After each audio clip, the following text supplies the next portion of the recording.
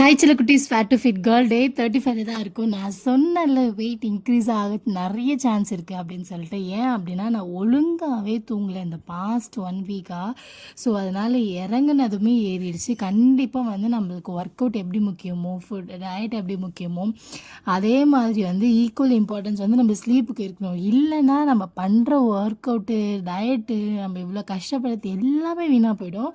நான் பாஸ்ட் 1 வீக்காக என்னோடய டயட்டும் எக்ஸசைஸும் நான் பண்ணாமல் இருந்தனாலே இல்லை. ஆனாலுமே எனக்கு வந்து வெயிட் ரெடியூஸ் ஆகலை, இன்க்ரீஸ் தான் ஆகிருக்கு. ஒரு 60 கிராம் அந்த மாதிரி இன்க்ரீஸ் ஆகிருக்கு. பட் இதில் ரெடியூஸ் பண்ணிடலாம். ஆனால் வந்து முக்கியமாக நான் எனக்கு எதனால் இவ்வளோ வெயிட் கெயின் ஆச்சு அப்படின்னா என்னோடய ஸ்லீப்லெஸ் நைட்னால தான் வந்து எனக்கு வந்து வெயிட் வந்து இன்க்ரீஸ் ஆச்சு. அதே மாதிரி ரீபேக் கொடுக்காம மினிமம் முடிஞ்ச அளவு 7 ஹவர்ஸ் வந்து தூங்கணும் அப்படின்னு சொல்லிட்டு நான் பிளான் பண்ணியிருக்கேன். கண்டிப்பாக அதை வந்து கண்டிப்பாக பண்ணணும். ஸோ வந்து இன்றைக்கி காலைல எப்படி போச்சுன்னா, நான் காலைல எழுந்தோடனே ஒரு பிளாக் காஃபி குடிச்சிட்டு ஸ்ட்ரென்த் ட்ரைனிங் பண்ணேன் யூடியூப் பார்த்துட்டு. அதுக்கப்புறமேட்டுக்கா வந்து வாக்கிங் பண்ணேன். நெக்ஸ்ட்டு வந்து நான் என்ன ஃபுட் இன்றைக்கி ஒரு ஹாஸ்பிட்டல் போகிற ஒர்க் இருந்துச்சு. அதனால் நான் வந்து சாப்பிட்டதே 2:30 மணி அந்த மாதிரி தான் இருக்கும். 2:30 இருக்கும். அதனால் அம்மா வீட்டிலேருந்து கீரை குழம்பும் ஒரு முட்டையும் கொடுத்துருந்தாங்க தொக்கு.